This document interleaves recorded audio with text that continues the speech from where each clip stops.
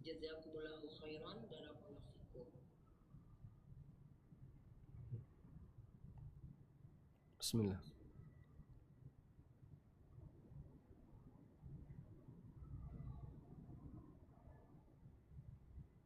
Baik, dimulai.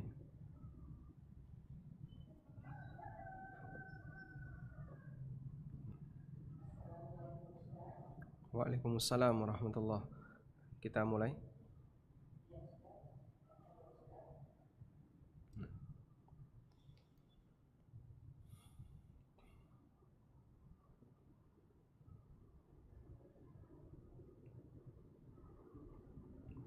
Assalamualaikum warahmatullahi wabarakatuh.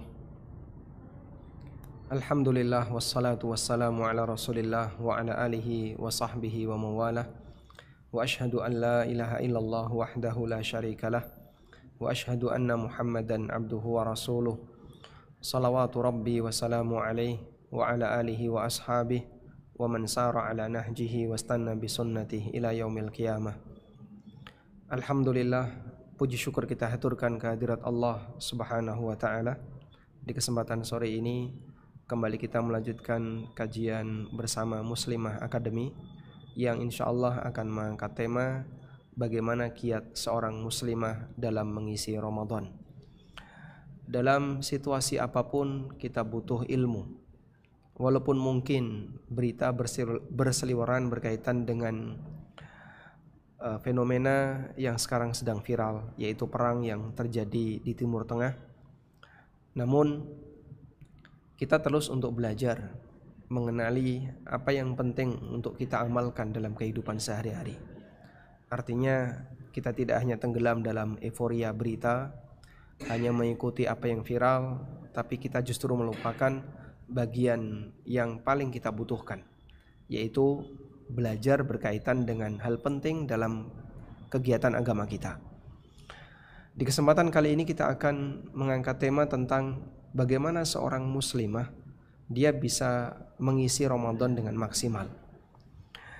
Baik, Bapak Ibu yang dimuliakan Allah Subhanahu wa taala, sebagai pengantar kita perlu memahami bahwa pada prinsipnya lelaki dan wanita memiliki tugas yang sama. Wanita mendapatkan perintah untuk beribadah sebagaimana lelaki, karena semua manusia diciptakan oleh Allah Subhanahu wa taala untuk beribadah kepadanya. Sebagaimana yang Allah tegaskan di surat Adz-Dzariyat, "Wa ma khalaqtul jinna wal insa illa liya'budun." Tidaklah aku ciptakan jin dan manusia kecuali agar mereka beribadah kepadaku. Dan ini berlaku untuk semuanya, baik lelaki maupun perempuan. Maka sebagaimana lelaki diperintahkan untuk taat kepada Allah, demikian pula wanita diperintahkan untuk taat kepadanya. Sebagaimana puasa bisa mengantarkan seorang lelaki menjadi hamba yang bertakwa, maka demikian pula puasa bisa mengantarkan wanita menjadi hamba yang bertakwa. Masing-masing punya peluang yang sama. Di samping itu, secara umum aturan yang berlaku bagi laki-laki dalam masalah syariat sama sebagaimana yang berlaku bagi wanita. Jadi kita tulis di sini bahwa aturan syariat yang berlaku bagi lelaki sama dengan aturan syariat yang berlaku bagi wanita. Nabi SAW pernah mengatakan, An-nisa saqaiqur rijal. An-nisa'u syaqaiq ar-rijal. Wanita itu syaqaiqur rijal. Syaqaiq itu bentuk jamak dari kata syaqiq.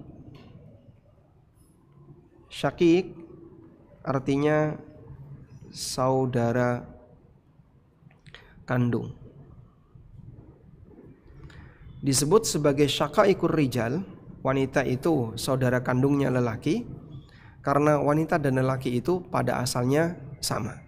Aturan syariat yang berlaku bagi lelaki pada asalnya sama, umumnya sama dengan apa yang berlaku bagi wanita, kecuali bagian tertentu yang di situ dibedakan. Ya, misalnya berkaitan dengan masalah bagi waris, itu beda antara laki dan perempuan jatahnya. Kemudian berkaitan dengan hukum yang berlaku bagi wanita yang sedang haid, lelaki tidak mengalami haid. Hukum yang berlaku bagi lelaki berkaitan dengan sholat jamaah, wanita tidak wajib sholat jamaah, tidak wajib jumatan, dan seterusnya. Tapi pada umumnya hukum yang berlaku bagi laki-laki sama dengan wanita. Selanjutnya, ketika kita mengakui bahwasanya hukumnya sama, maka wanita mendapat janji yang sama sebagaimana lelaki.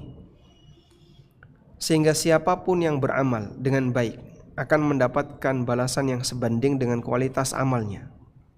Berlaku umum, baik laki maupun perempuan.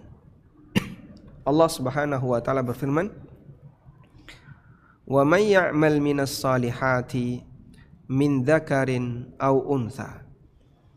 Siapa yang mengerjakan amal saleh, baik lelaki maupun perempuan, wa huwa mu'minun, dan dia beriman, fa ulaika yadkhulunal jannah. Mereka itu akan masuk surga, wala yudlamuna naqira, dan mereka tidak dizalimi naqiran sedikit pun. Baik lelaki maupun wanita masing-masing punya peluang yang sama untuk menjadi hamba yang bertakwa. Dan tidak ada istilah pahala wanita setengah lelaki, tidak ada. Sehingga dalam hal ini perlombaan untuk bisa menjadi hamba yang bertakwa sama antara laki-laki dengan perempuan. Maka ketika seorang wanita ini memiliki kualitas amal yang tinggi, dia bisa mengalahkan banyak lelaki. Seorang Aisyah radhiyallahu anha bisa mengalahkan ribuan lelaki di zaman sekarang. Seorang Khadijah radhiyallahu anha bisa mengalahkan jutaan lelaki di masa sekarang. Seorang Maryam radhiyallahu anha bisa mengalahkan jutaan lelaki di masa sekarang. Demikian pula seorang Asia, istrinya Fir'aun. Seorang Hajar, istrinya Ibrahim alaihissalam, bisa mengalahkan jutaan lelaki. Mereka wanita-wanita hebat yang dikenang oleh Allah dalam sejarah dan dikenang oleh kaum muslimin, sehingga nama mereka sering diangkat untuk menyebut kebaikan-kebaikan mereka. Baik, hanya saja di kesempatan ini saya akan sebutkan beberapa poin berkaitan dengan kegiatan yang banyak bersinggungan langsung dengan aktivitas wanita. Di sini kita sebutkan tentang masalah menyiapkan sahur, karena umumnya ibu-ibu yang lebih aktif menyiapkan sahur.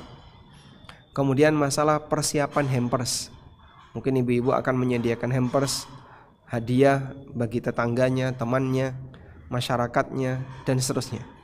Tentang bahaya ghibah, ini berlaku umum baik laki maupun perempuan, tapi penekanannya bagi para perempuan jangan sampai membiasakan ghibah dalam kehidupan sehari-hari, terutama ketika Ramadan. Lalu waspadalah jangan sampai menjadi sebab dosa bagi orang lain. Lalu berkaitan dengan persiapan berbuka, kemudian wanita tarawih di rumah ataukah di masjid, dan yang terakhir adalah haid dan Al-Quran. Baik, kita akan bahas satu-satu, semoga dimudahkan oleh Allah Subhanahu wa taala karena waktu kita terbatas. Sebab sekarang saya berada di masjid yang nanti akan berlanjut dengan kajian menjelang berbuka. Sekarang kita akan langsung masuk pada masalah menyiapkan sahur.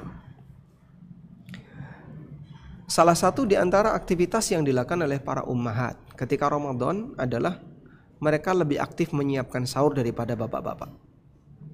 Bahkan kadang suaminya masih tidur, tapi istrinya sudah menyiapkan sahur. Kadang suaminya sholat membaca Quran, istrinya sibuk masak. Ada apa di sana? Pertama, yang perlu Anda pahami bahwa saat Anda menyiapkan sahur, baik dengan masak atau dengan menghangatkan makanan yang sudah disiapkan atau apapun itu, hakikatnya adalah sedang tolong-menolong dalam kebaikan, membantu orang lain untuk berbuat taat, dan ini akan bernilai pahala. sebagaimana yang difirmankan oleh Allah Subhanahu wa taala, "Wa ta'awanu 'alal birri wat taqwa wa la ta'awanu 'alal itsmi wal udwan." Lakukanlah tolong-menolong dalam albir, amal saleh, wat taqwa, dan ketakwaan. Lakukanlah tolong-menolong dalam ketakwaan dan amal saleh.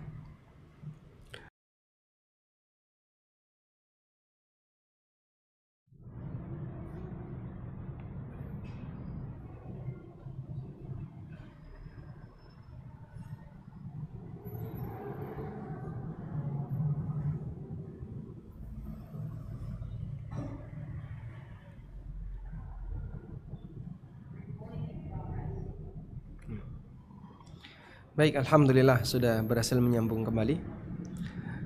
Jadi saat Anda menyiapkan sahur, audio sudah bagus?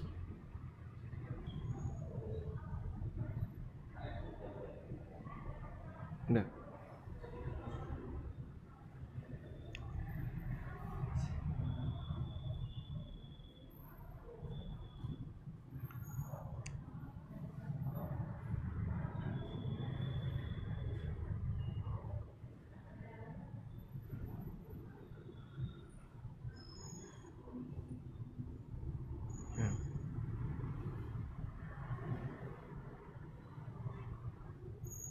Bismillah.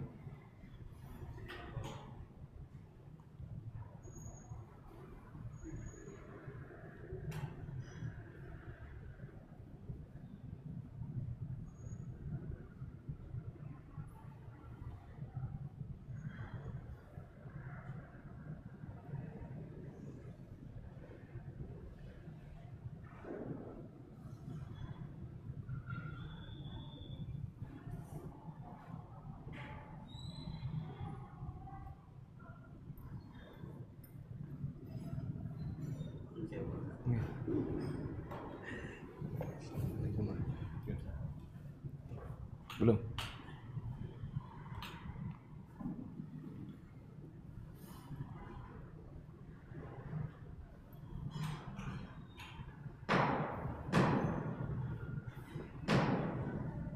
Ya, minta tolong.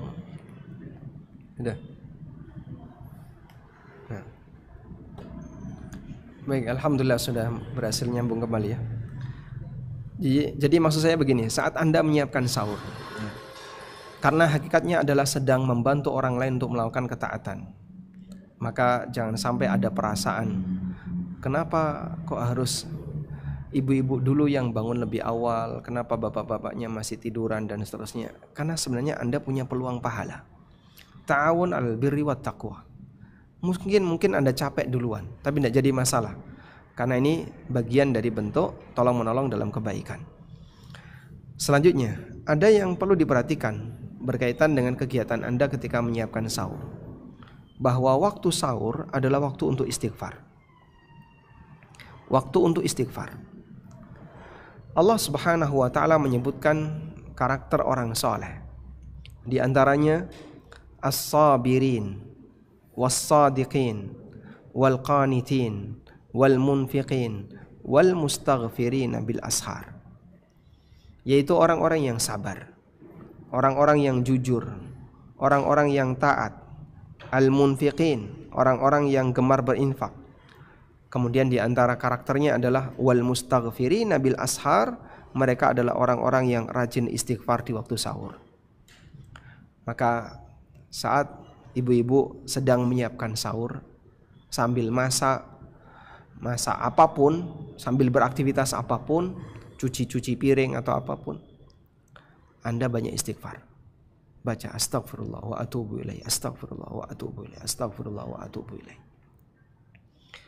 Sehingga sayang sekali kalau waktu seperti ini hanya dipakai untuk sambil nonton. Kadang kan ada tayangan menemani sahur, atau tayangan ketika sudah mendekati subuh. Orang nonton di TV, mungkin ada tanya jawab atau apa yang berhadiah. Ya memang itu hal yang istimewa untuk bisa menemani aktivitas yang dilakukan oleh seorang muslim, biar mereka nggak tidur. Cuman sangat disayangkan jika ternyata itu mengganggu konsentrasi dia sehingga dia nggak bisa banyak istighfar. Maka perbanyaklah istighfar di momentum seperti ini, karena ini adalah waktu yang istimewa untuk banyak mohon ampun kepada Allah Subhanahu wa taala. Nabi Yakub alaihi salatu wassalam, setelah beliau ketemu dengan Yusuf, anak-anaknya, kakak-kakaknya Yusuf yang mereka pernah berbuat jahat kepada Yusuf, itu kemudian meminta kepada Nabi Yakub agar memohonkan ampunan untuknya. Lalu apa yang dilakukan oleh Yakub alaihissalam? Nabi Yakub alaihissalam memohonkan ampunan untuk mereka di waktu sahur. Dan ini salah satu di antara keistimewaan memohonkan ampun di waktu sahur. Baik. Kemudian lain daripada itu, waktu sahur adalah waktu yang mustajab untuk berdoa. Waktu mustajab untuk berdoa. Oleh karena itu, pada saat Anda berada di waktu sahur, mungkin di luar Ramadan kita belum bangun. Saat Ramadan, walhamdulillah kita bisa rutin setiap hari seperti itu. Maka jangan sia-siakan waktu sahur untuk banyak berdoa kepada Allah. Tapi sambil masak apa bisa berdoa, Pak? Berdoa bisa dilakukan dalam kondisi apapun. Itulah waktu sepertiga malam terakhir, di mana Allah Ta'ala mendekat kepada hambanya. Sebagaimana disebutkan dalam hadis dari Abu Hurairah radhiyallahu anhu, Nabi SAW pernah bersabda, yanzilu Rabbuna tabaraka wa ta'ala kulla laylatin ila sama'id dunya. Allah Ta'ala turun ke langit dunia setiap malam, hina yabqa thuluthul lailil akhir, ketika tersisa sepertiga malam yang terakhir. Ketika sudah tersisa sepertiga malam yang terakhir, yaqulu, kemudian Allah Subhanahu wa taala berfirman. Allah mendekat ke langit dunia, mendekat kepada hambanya. Lalu Allah Subhanahu wa taala berfirman, may yad'uni fa astajibalah. Siapa yang berdoa kepadaku akan aku ijabahi. May yas'aluni fa u'tiyah. Siapa yang meminta kepadaku akan aku beri. May yastaghfiruni fa aghfiralah. Dan siapa yang mohon ampun kepadaku akan aku ampuni. Sehingga jangan habiskan waktu sahur Anda hanya untuk masak dan makan. Padahal ini adalah waktu yang istimewa. Anda bisa manfaatkan untuk banyak istighfar dan banyak berdoa kepada Allah Subhanahu wa taala. Kalau orang itu kesulitan untuk mendapatkan waktu yang mustajab, sampai kadang ketika ada temannya yang sedang berangkat untuk umroh, yang berangkat untuk haji, banyak yang titip doa, tolong doakan saya, tolong doakan saya. Padahal dia bisa menjumpai waktu yang mustajab itu saat di sepertiga malam yang terakhir, ketika dia sedang menyiapkan sahur, dan ternyata itu dia sia-siakan. Maka sangat sayang kalau waktu yang istimewa seperti ini. Belum tentu di luar Ramadan Anda bisa melakukannya. Banyak di antara kita yang bangun tidur ketika di luar Ramadan setelah azan subuh. Saat Ramadan kita bisa bangun sebelum subuh, dan itu mungkin setiap hari. Ritme jam biologis kita bergeser. Maka dalam kesempatan itu manfaatkan untuk banyak berdoa kepada Allah Subhanahu wa taala. Baik. Ini catatan berkaitan dengan persiapan sahur. Selanjutnya saya akan beralih ke masalah hamper. Memang dianjurkan untuk saling memberi hadiah dalam rangka menimbulkan suasana kerukunan dan ukhuwah Islamiyah. Nabi SAW pernah bersabda, tahadau tahabbu. Lakukanlah saling memberi hadiah agar kalian bisa saling mencintai. Hadis riwayat Bukhari dalam Adabul Mufrad. Dan karena ini adalah hadiah, maka kalau bisa ketika Anda memberi kepada orang lain, Anda cantumkan nama. Cantumkan nama ketika memberi. Sehingga disinilah kita bisa melihat perbedaan antara memberi dengan niat hadiah dan memberi dengan niat sedekah. Kalau memberi dengan niat sedekah, dirahasiakan lebih baik. Dirahasiakan lebih baik. Kalau memberi dengan niat memberi hadiah, maka ditampakkan lebih baik.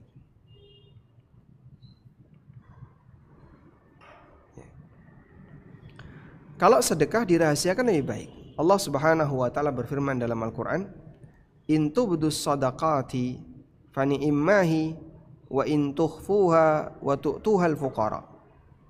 In tubdus shadaqati.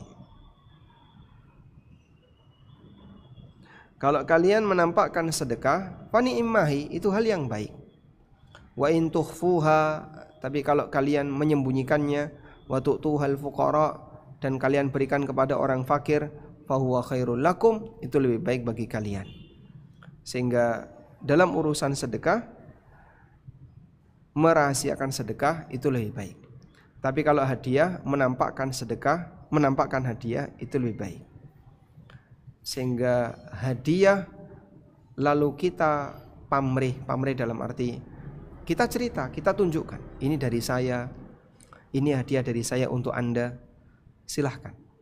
Karena tujuan hadiah adalah menimbulkan suasana kerukunan, suasana ukhuwah Islamiyah. Baik. Selanjutnya. Namun di sini kita mau memberikan sedikit catatan berkaitan dengan persiapan ibu-ibu ketika mau menyiapkan hampers. Pertama, hindari sikap pemborosan. Jangan sampai terjadi israf. Jadi bolehlah ngasih hampers, tapi jangan sampai terjadi israf. Misalnya Pak, dibelikan makanan yang terlalu mahal. Kalau secara mungkin fisik makanannya ya begitu dikunyah selesai. Tapi ini terlalu istimewa, misalnya barangnya impor. Bahkan kadang ada yang bertabur dengan taburan emas. Subhanallah, ini terlalu berlebihan. Ya enggak harus seperti itu. Maka israf dalam memberikan hampers ini tidak diperkenankan. Allah Subhanahu wa taala mengingatkan dalam Al-Qur'an, di antara sifat ibadur rahman. Sifat ibadur rahman itu kalau mereka bersedekah, mereka tidak israf dan tidak pelit. Allah Subhanahu wa taala mengatakan, walladzina idza anfaqu lam yusrifu wa lam yaqturu wa kana baina dzalika qawama. Ibadur rahman itu kalau mereka berinfak, lam yusrifu, mereka tidak israf. Wa lam yaqturu, dan mereka tidak pelit. Wa kana baina dzalika qawama, tapi mereka pertengahan. Karena itulah kenapa dalam Islam kita dilarang untuk minum dengan menggunakan wadah yang terbuat dari emas, sendok emas, piring emas, atau perak. Karena ini termasuk di antara sikap berlebihan, sikap israf. Masih banyak tembaga yang logam yang lain yang bisa dipakai untuk wadah makan dan minum. Maka jangan gunakan yang harganya mahal seperti emas dan perak. Baik. Selanjutnya, jangan membuat diri Anda sibuk keliling mall selama puasa sehingga mengganggu kegiatan ibadah. Jadi saking sibuknya untuk urusan hampers sampai dia tiap hari keliling mall, nyari apa hingga mengganggu aktivitas puasa yang dia lakukan. Karena kalau seperti ini ya akhirnya dia nggak sempat baca Quran, dia nggak sempat untuk menjaga diri dari aurat, dia nggak bisa menjaga diri dari aurat, dan seterusnya. Nah, barangkali sebagai catatan tambahan adalah berkaitan dengan hampers dalam bentuk kalau uang ditata itu. Mungkin ada yang tahu? Dalam bentuk saya boleh sebut hampers dalam bentuk uang. Apa namanya?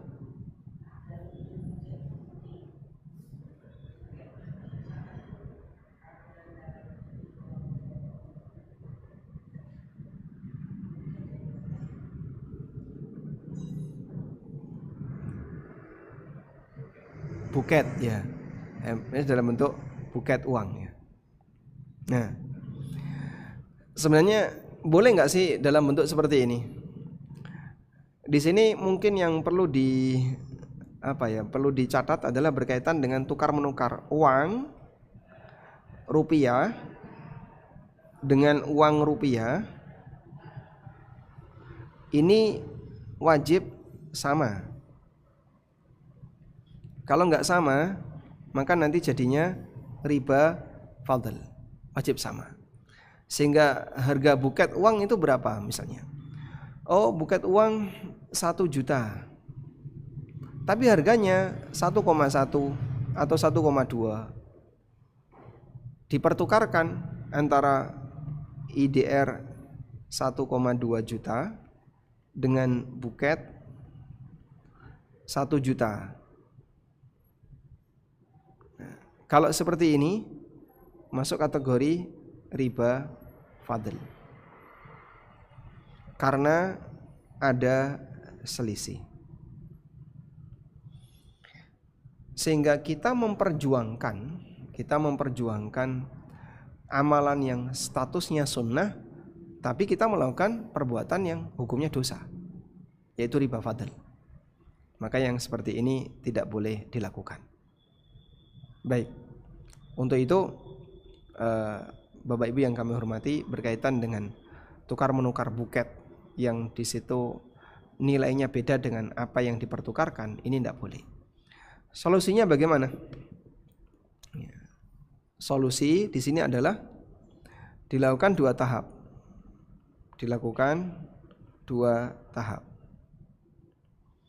Tahap yang pertama adalah transaksi tukar uang.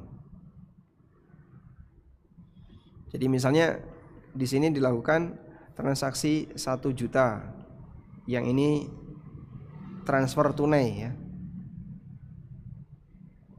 Terus dipertukarkan dengan uang 1 juta, yang ini fisik, uang fisik.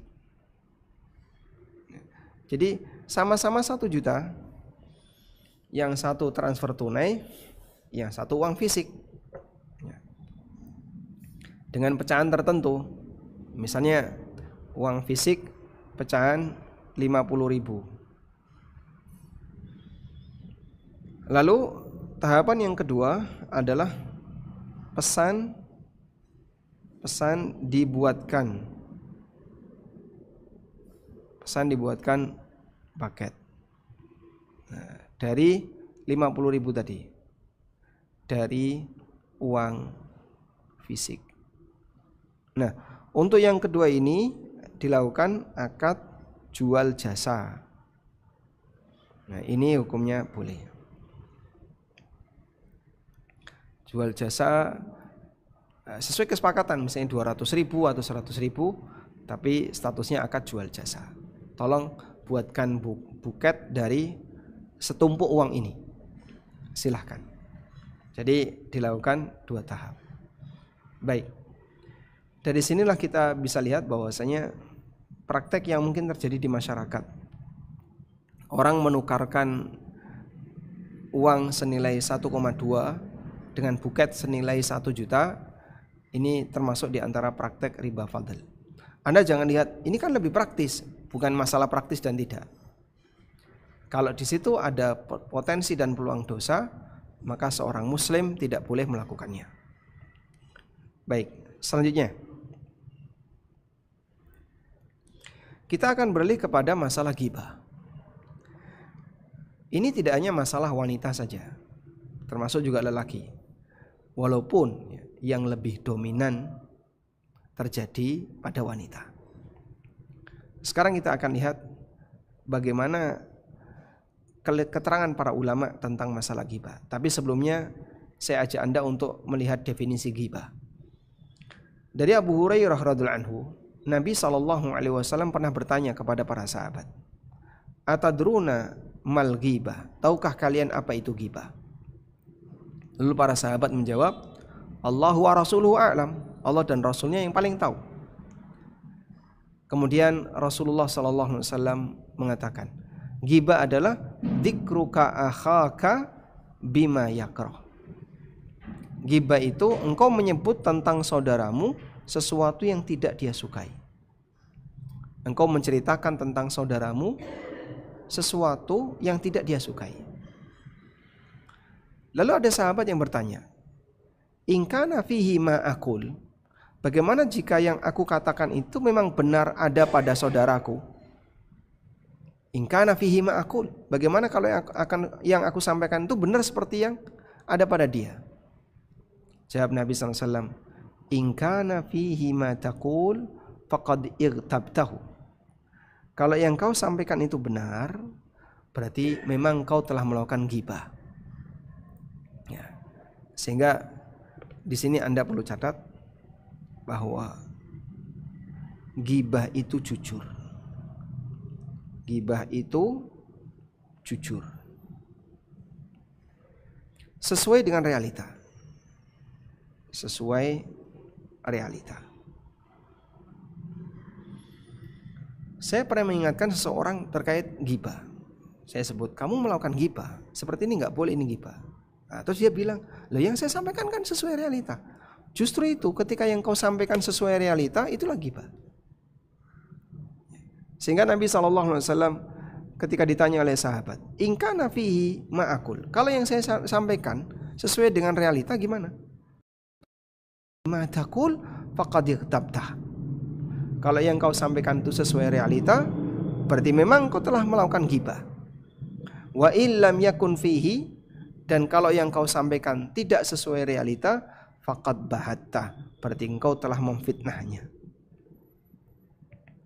Sehingga ghibah itu jujur.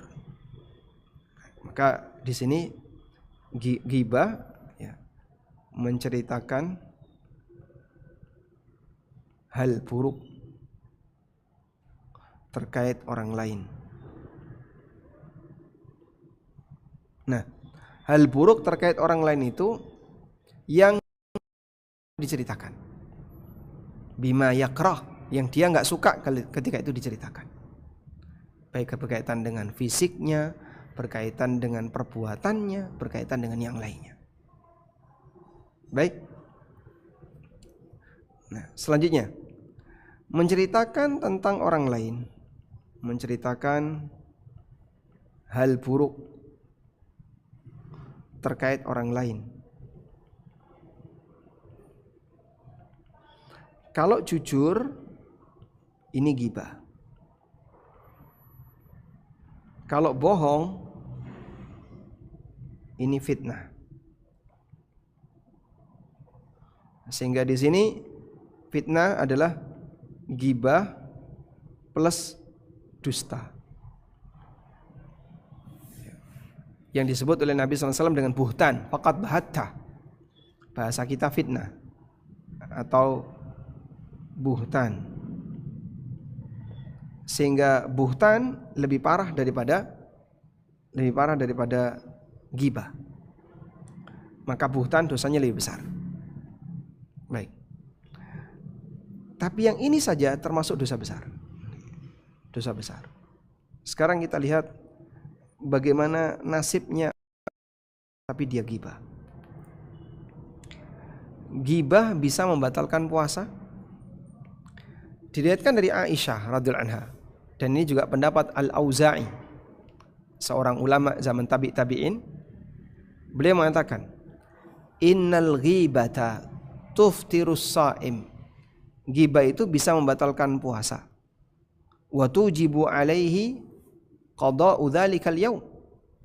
Sehingga menyebabkan orang yang melakukan ghibah tadi harus mengqadha puasa yang dia kerjakan namun diiringi dengan ghibah.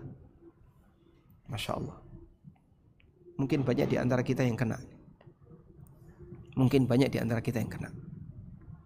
Sehingga orang yang melakukan ghibah, maka dia harus qadha, puasanya batal, seperti makan dan minum. Ya, kebayang nggak berapa banyak puasa kita yang mungkin hilang gara-gara ghibah.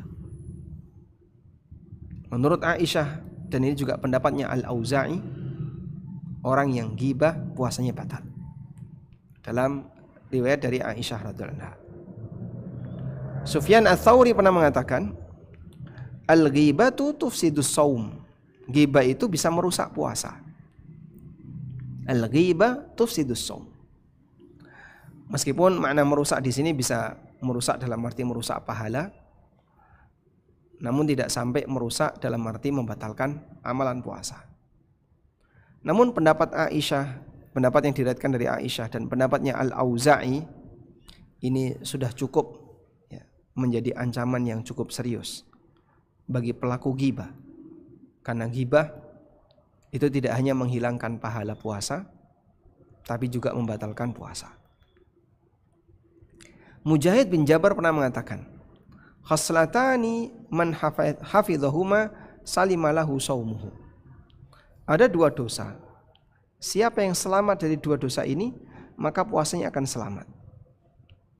Dosa itu adalah ghibah dan bohong. Sehingga waspadalah dari yang namanya ghibah. Bagi para ulama di masa silam, ghibah ini bisa menyebabkan puasa seseorang gak ada artinya, gak ada nilainya sama sekali. Ada juga yang mengatakan bahwa selama orang tidak bisa menjaga diri dari ghibah, maka puasanya sama sekali tidak ada nilai pahalanya. Walaupun dia bisa jadi puasanya sah. Sah dalam arti menggugurkan kewajiban Ramadan, tidak perlu diulang. Tapi karena gara-gara ghibah, maka amal puasanya menjadi tidak ada nilai pahalanya. Baik. Jadi sekali lagi tolong waspada dengan ghibah. Selanjutnya kita akan beralih ke masalah menjadi sebab dosa. Yang ingin kami tekankan di sini adalah, wahai para muslimah, waspadalah dengan yang namanya aurat. Jangan sampai pamer aurat, jaga diri baik-baik, jangan sampai pamer aurat. Jangan suka keluar rumah atau pamer diri di medsos. Yang itu menjadi sebab lelaki melakukan perbuatan dosa. Sehingga kalau misalnya wanita majang fotonya atau videonya di medsos, dilihat oleh orang lain dalam kondisi berpuasa, ingat bisa jadi orang yang melihat ini berdosa. Dan yang menjadi sebab orang ini berdosa juga ikut berdosa. Ketika itu terjadi, maka sangat disayangkan, mungkin ini bisa menggugurkan pahala puasa dia. Ya. Sehingga di sini perlu ada catatan berkaitan dengan pembatal dalam beramal.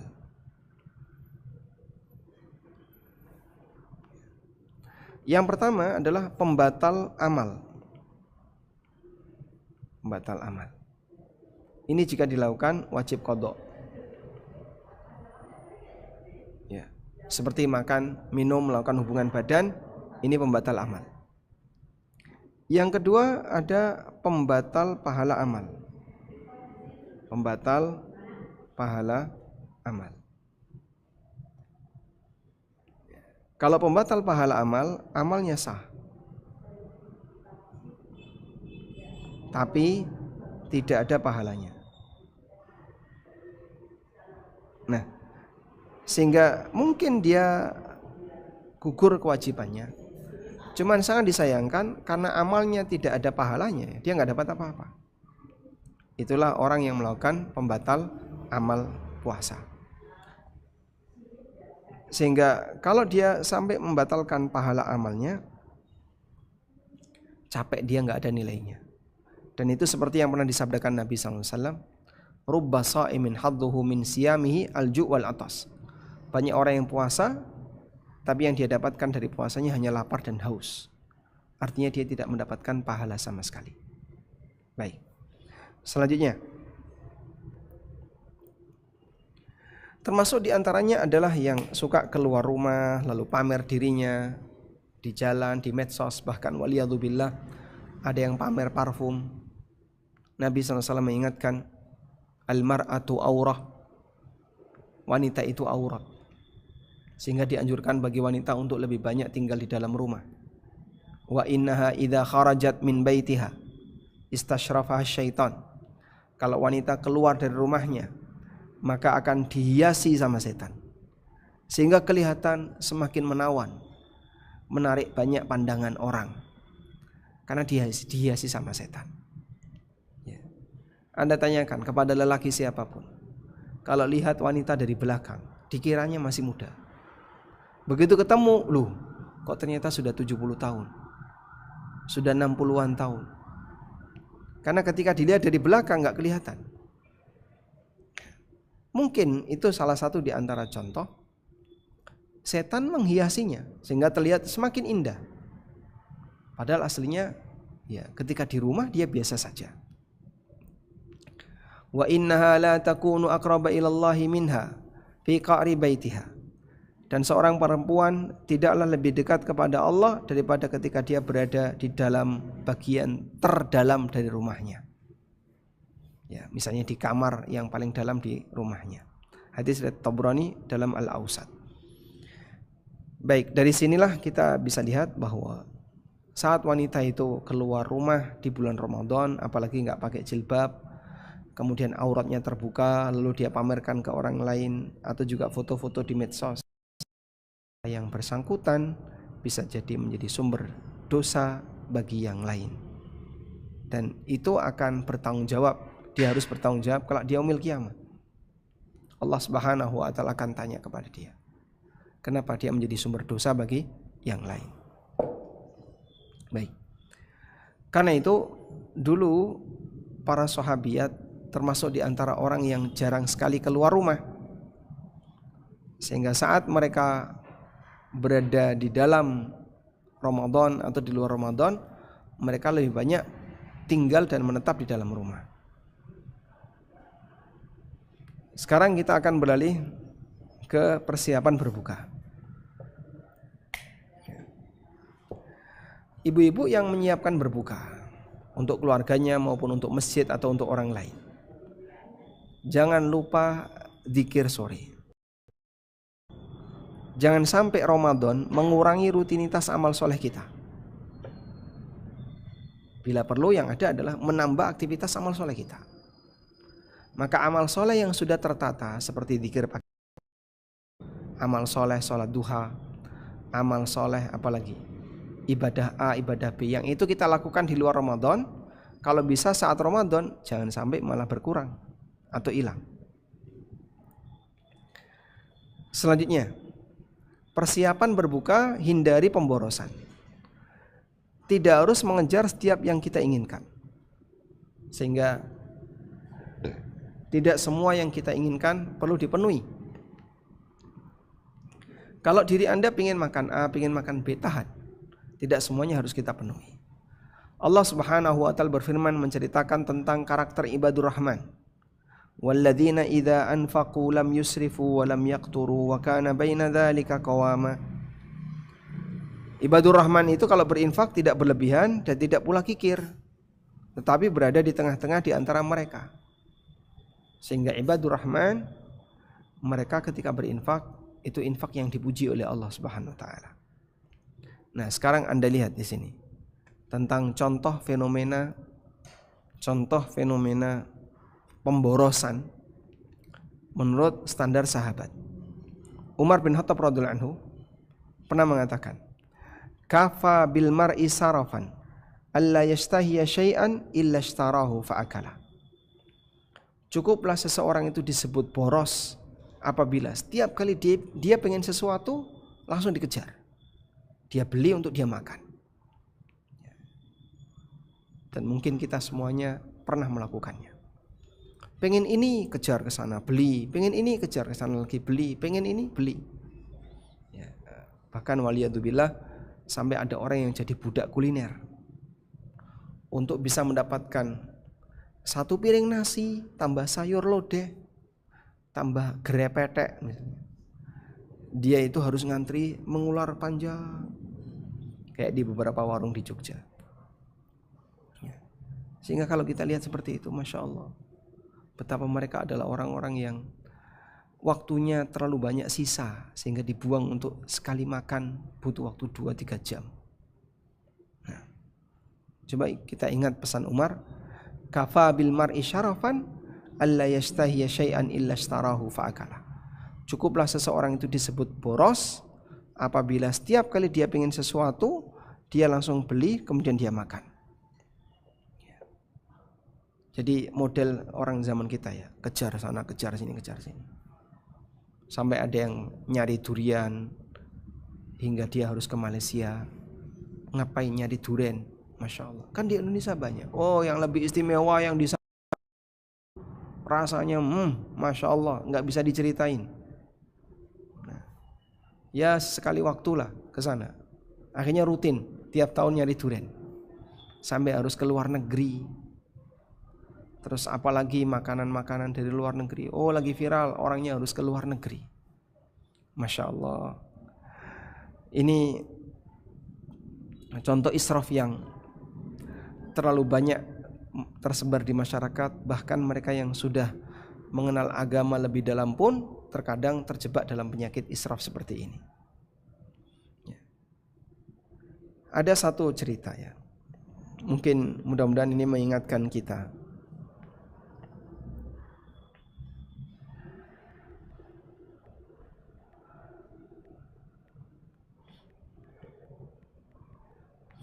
Ini perkataan yang pernah disampaikan oleh Abdurrahman bin Auf.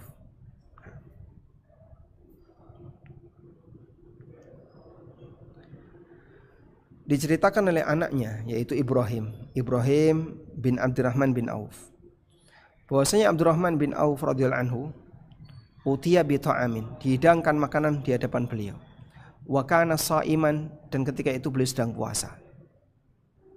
Faqala, hidangan sudah siap di depan mata. Sebentar lagi mau masuk buka puasa.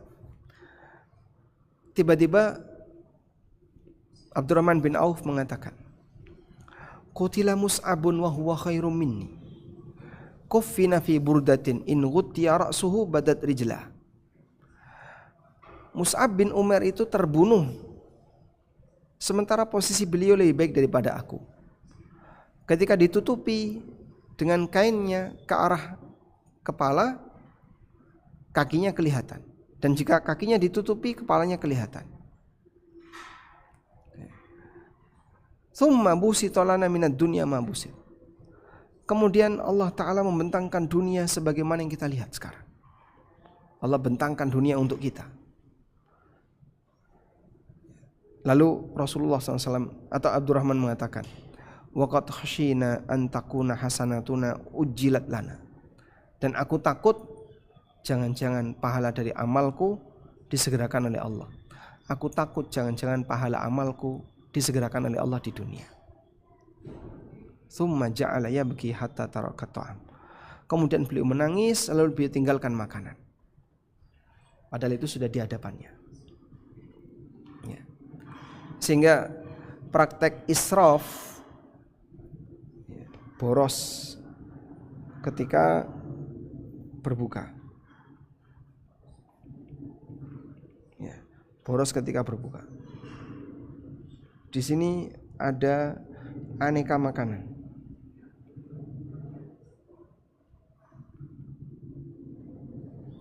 Yang beragam.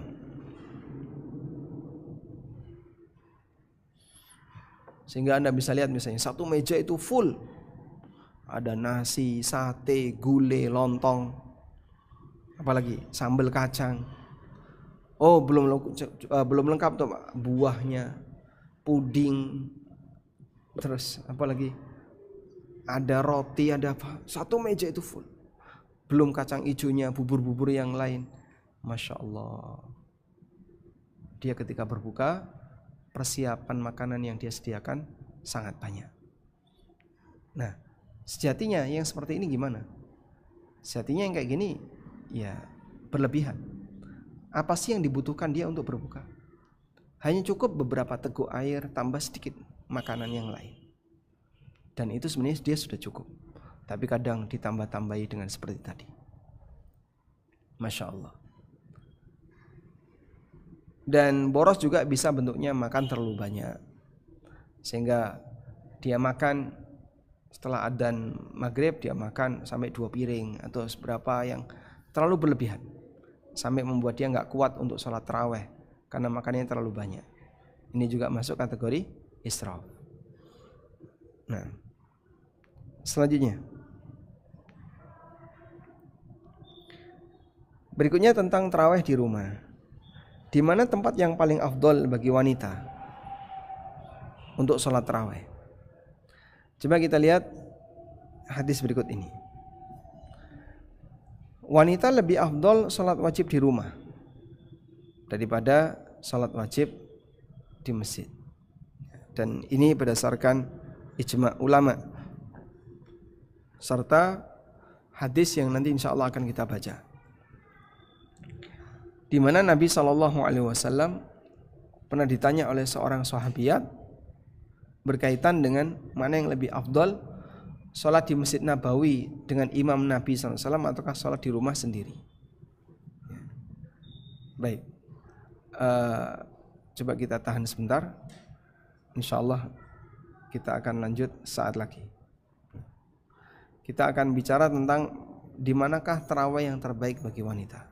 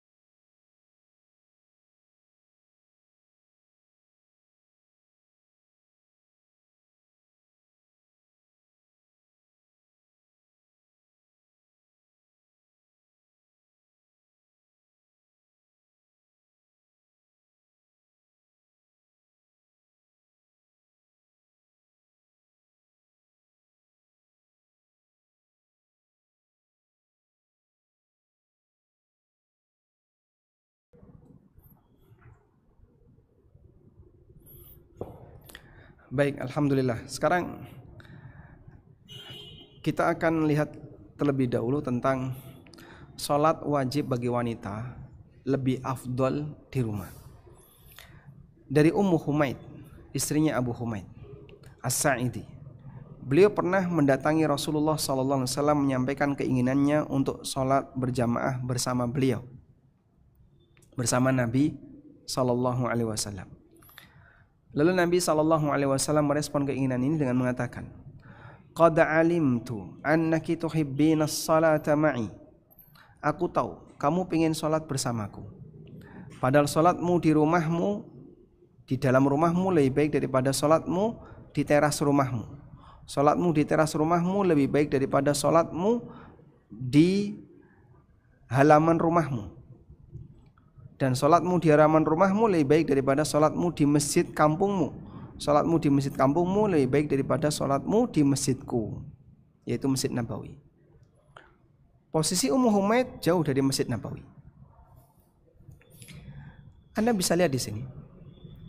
Perbandingan yang ada adalah sholat di Masjid Nabawi diimami oleh Nabi SAW. Sudah, ini nggak bisa dibandingkan dengan masjid yang lain. Itu pun kata Rasulullah SAW, kamu sholat di rumah lebih baik daripada kamu sholat di masjid kampungmu, dan sholatmu di masjid kampungmu lebih baik daripada sholatmu di Masjid Nabawi.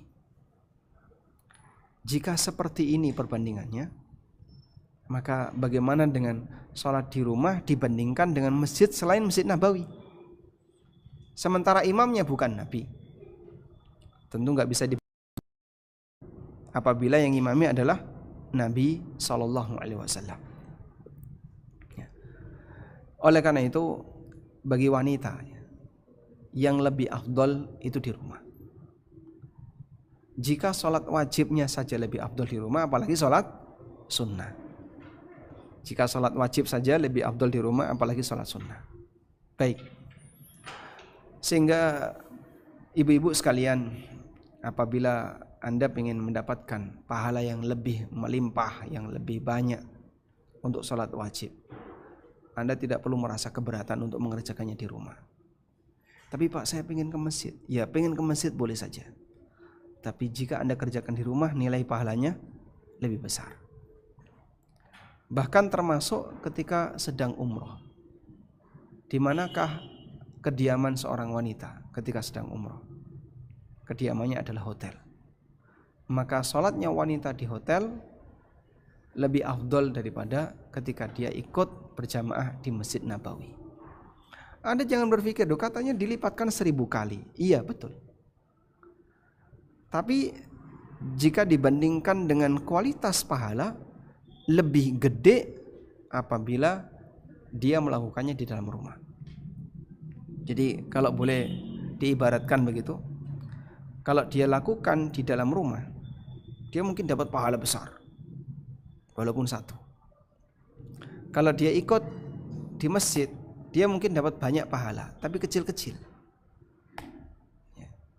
Akan lebih baik besar melebihi ketika kecil-kecil ini digabungkan. Ya, demikian motivasi yang diberikan Nabi Sallallahu Alaihi Wasallam. Baik, sekarang untuk sholat tarawih, para ulama beda pendapat mengenai tempat yang paling afdol untuk sholat tarawih bagi lelaki. Kita bicara bagi lelaki ya, bukan bagi perempuan. Ulama beda pendapat mengenai tempat yang paling afdol untuk sholat tarawih bagi lelaki. Jadi perbedaan pendapat itu ada beberapa yang disepakati. Yang pertama, diperbolehkan untuk sholat tarawih sendirian, sebagaimana boleh sholat tarawih berjamaah. Yang kedua, bahwa sholat tarawih ketika Ramadan tidak boleh masjid itu dibuat dalam kondisi kosong. Dalam arti begini, kalaupun ada orang yang ingin sholat tarawih sendirian atau ingin sholat di rumah, jangan sampai meninggalkan posisi masjid sama sekali. Jadi seluruh masyarakat nggak ada yang mau ke masjid. Jangan sampai terjadi seperti itu. Artinya di masjid harus tetap ada, sehingga masjid jangan sampai kosong dari kegiatan sholat tarawih.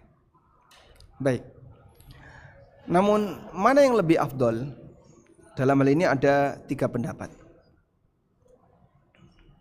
Tarawih bagi lelaki. Kita bicara yang masalah yang afdol ya. Pendapat pertama mengatakan di rumah lebih afdol. Di rumah lebih afdol. Ini pendapat yang pertama. Pendapat kedua mengatakan di masjid sendirian, tidak berjamaah, lebih afdol.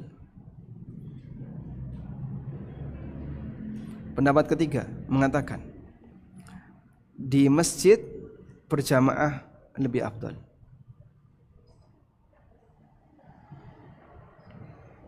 Baik, jadi ada 3 pendapat berkaitan dengan di manakah posisi yang paling afdol bagi lelaki ketika mengerjakan salat tarawih. Nah, terus di sini kok kita sebutkan ada pendapat di rumah lebih afdol. Ini pendapat siapa? Nah, coba kita cantumkan di sini ya. Ini merupakan pendapat Khulafaur Rasyidin, Abu Bakar, Umar, Utsman dan Ali, serta pendapat Abdullah bin Umar, Ibnu Abbas, Ubay bin Ka'ab radhiyallahu anhu. Mereka menilai bahwasanya salat tarawih di rumah bagi lelaki lebih afdol, karena salat sunnah bagi lelaki lebih afdol di rumah. Pendapat ini juga dipegang oleh beberapa ulama tabi'in seperti Salim bin Abdullah bin Umar, Al-Qasim bin Muhammad bin Abi Bakar, Nafi' Maula Ibnu Umar, Ibrahim An-Nakhai, dan yang diriwayatkan dari Urwah bin Zubair, Alqamah bin Qais, serta Al-Aswad bin Yazid An-Nakhai.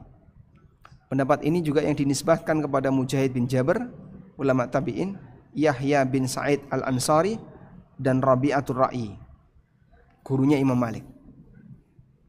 Dan ini merupakan mazhabnya Imam Malik bin Anas. Dari kalangan Hanafiyah ini merupakan pendapat yang dipilih oleh Abu Yusuf dan pendapatnya At-Tahawi. Pendapat ini juga yang diambil oleh Imam Al-Laits bin Sa'ad, ulama Mesir.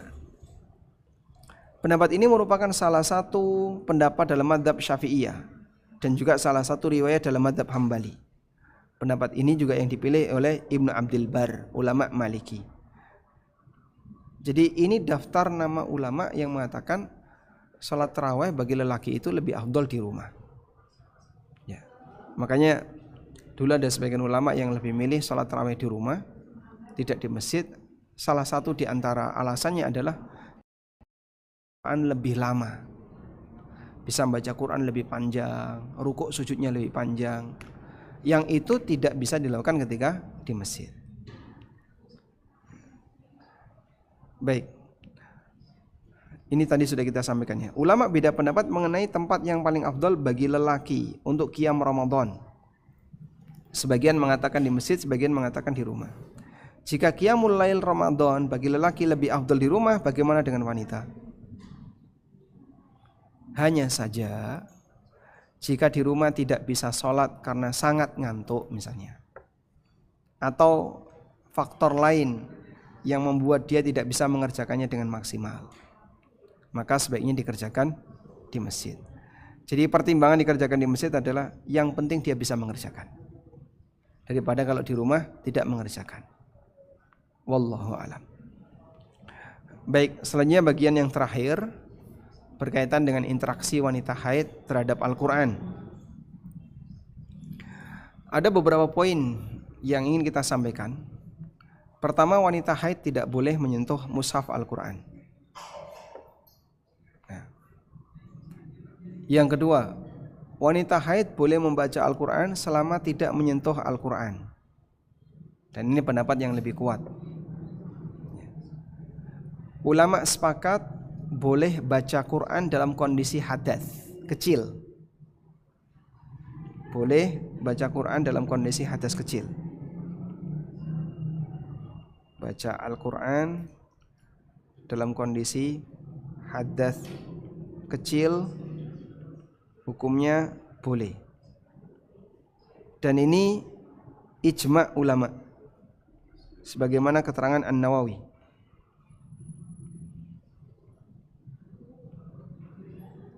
Dan Nabi SAW sering mempraktekannya. Ketika beliau bangun tidur, beliau sebelum berwudu membaca beberapa ayat Al-Quran, terutama ayat terakhir dari surat Ali Imran.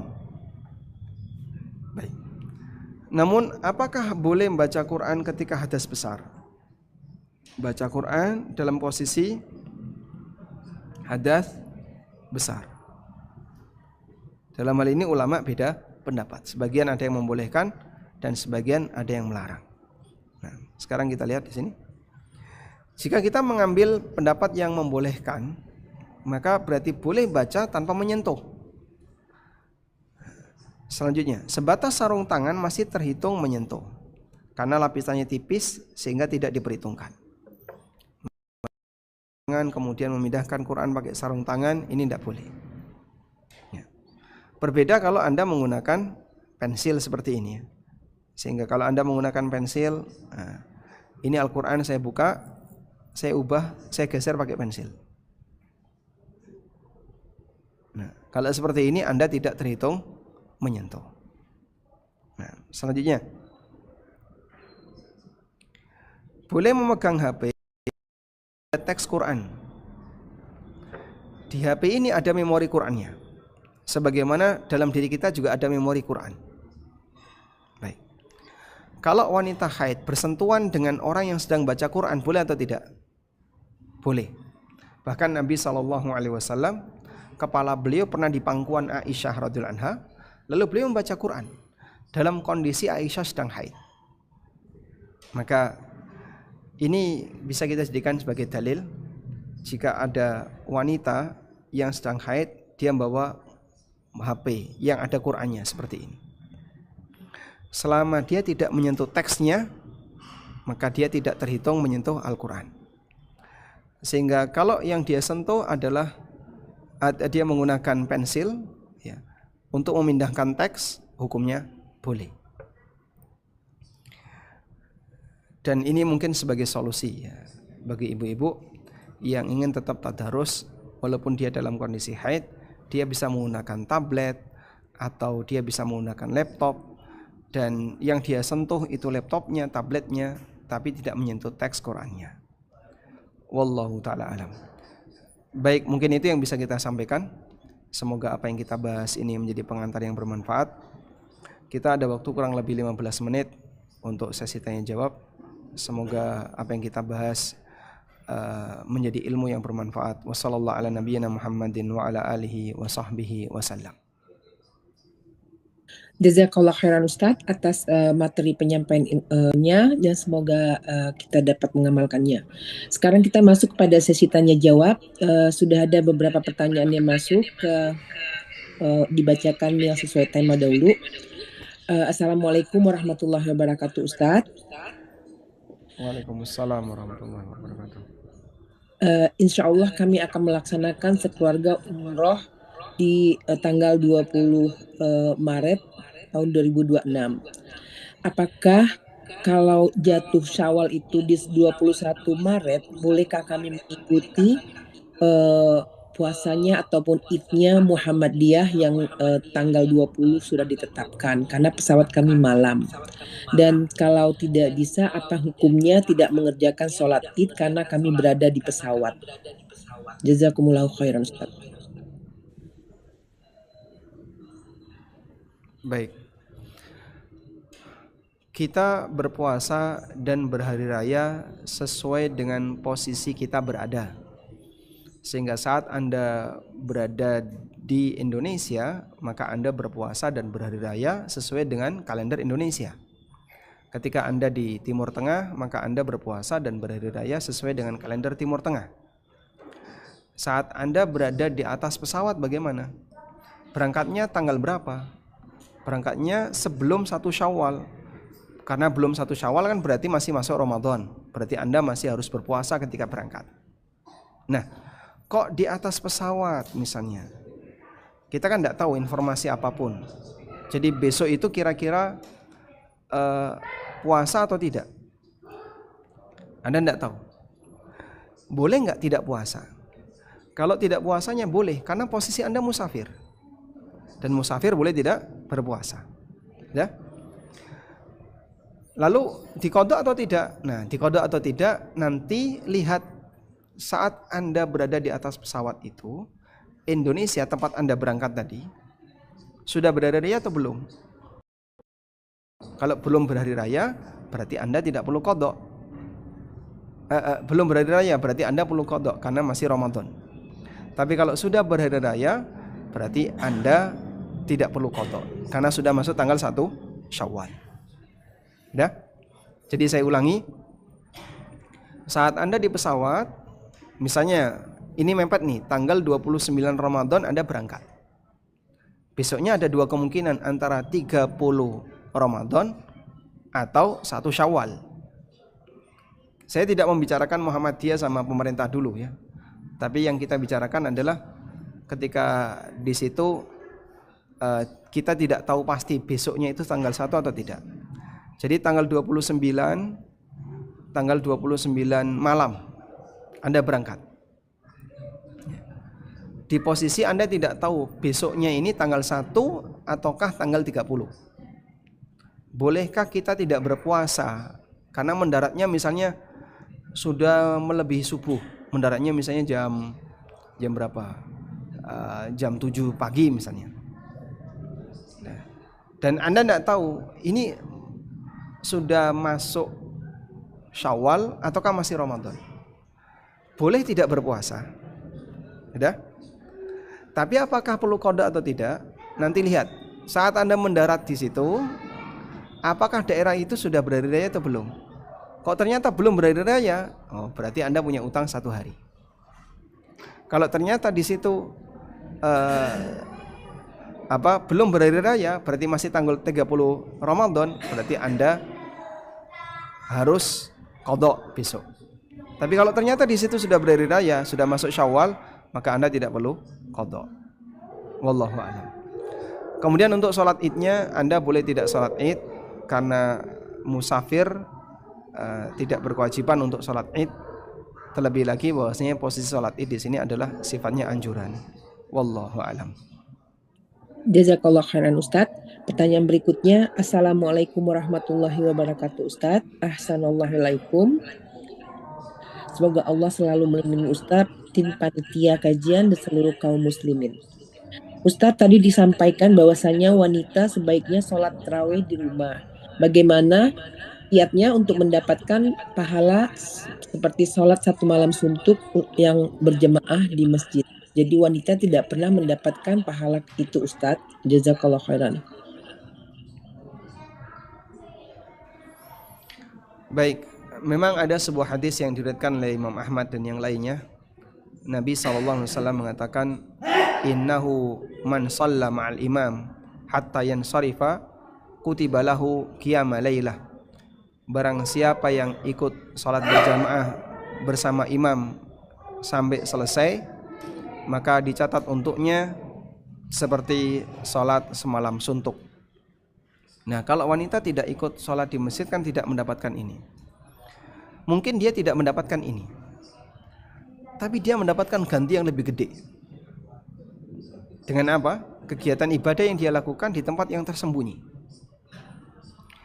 Jadi kalau sudah bicara afdoliyah ya, di situ kan pilihan melakukan A dengan nilai ibadah tertentu, dengan nilai pahala tertentu, atau melakukan B dengan nilai pahala tertentu.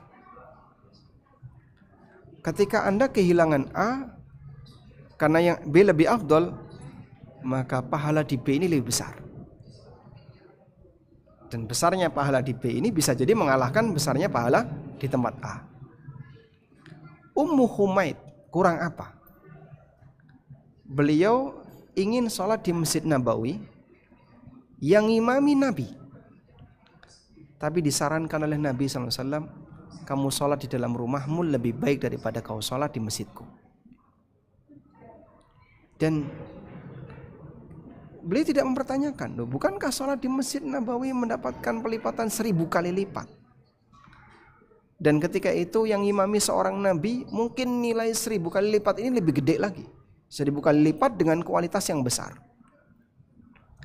Tapi Rasulullah SAW mengatakan, kau sholat di rumahmu lebih afdal. Dia sholat di masjid mungkin dapat pahala qiyamul lail semalam suntuk, tapi dengan kualitas yang kecil. Dibandingkan ketika dia sholat di rumah, dia dapat pahala yang jauh lebih besar.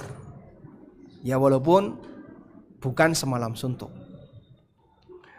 Karena kalau sudah bicara ini yang lebih afdol daripada itu, dia kehilangan kesempatan amal A, tapi dia mendapatkan nilai yang lebih gede.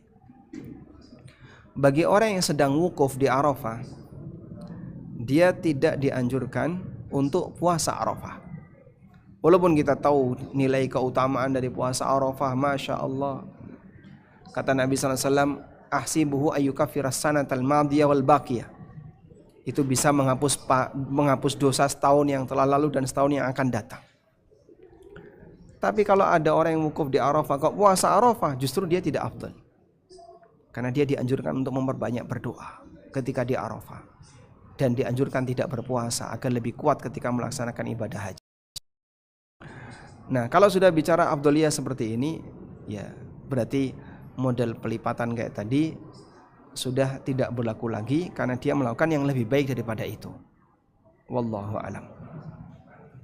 Jazakallah khairan Ustadz. Ustadz, pertanyaan berikutnya, dan mohon Anda diinfokan nanti kalau waktunya sudah mendekati Ustadz, jadi bisa ditutup langsung dengan kafaratul majelis Ustadz. Pertanyaan berikutnya, Assalamualaikum warahmatullahi wabarakatuh Ustadz. Tadi disampaikan tentang memperbanyak berdoa dan berzikir ketika sahur.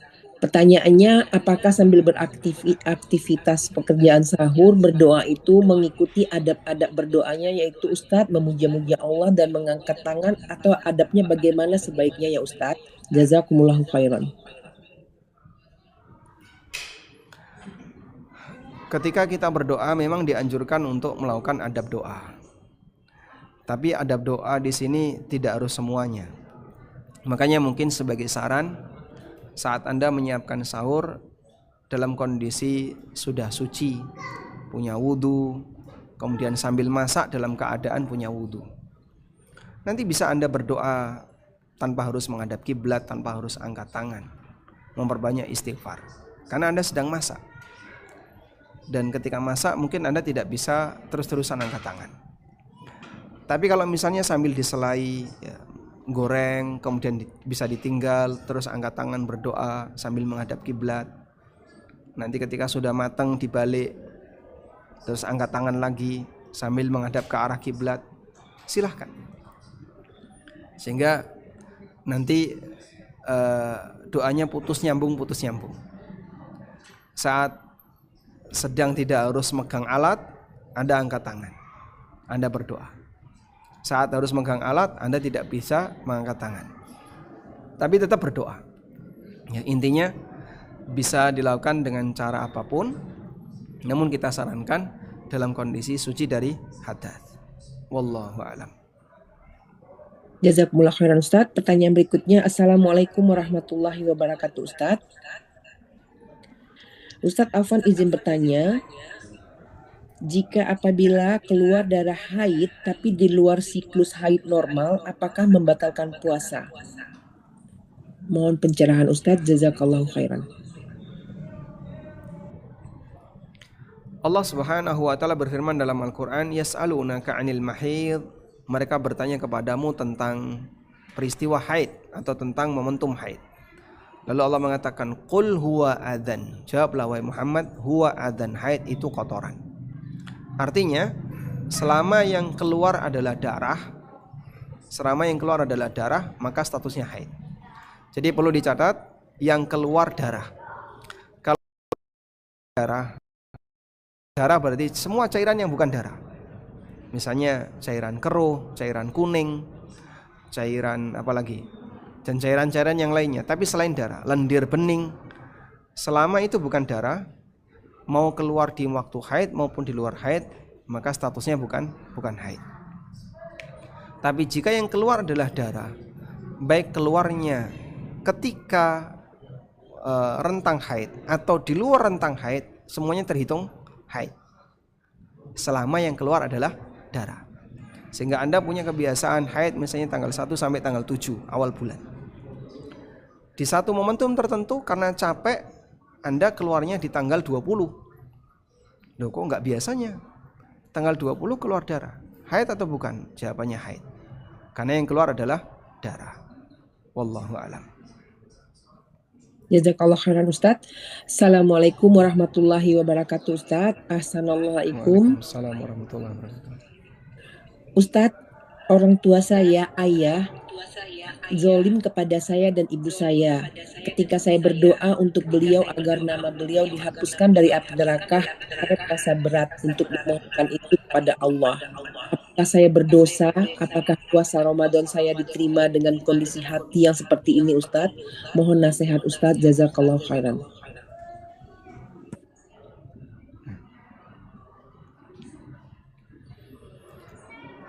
Memang terkadang ada orang yang kita cintai, yang kita hormati, tapi dia bertindak zalim pada diri kita. Lalu bagaimana cara kita menyikapinya? Satu hal yang penting untuk kita ingat bahwasanya dalam ajaran syariat, dalam Al-Quran, kita diingatkan oleh Allah jangan melupakan jasa baik orang lain. Allah Ta'ala berfirman, wala tansawul fadla bainakum, janganlah kalian melupakan jasa baik di antara sama kalian. Ayah tetap ayah, bapak tetap bapak, walaupun dia mungkin pernah berbuat zalim sama kita. Sebagaimana ibu tetap ibu, meskipun bisa jadi ibu berbuat zalim sama kita.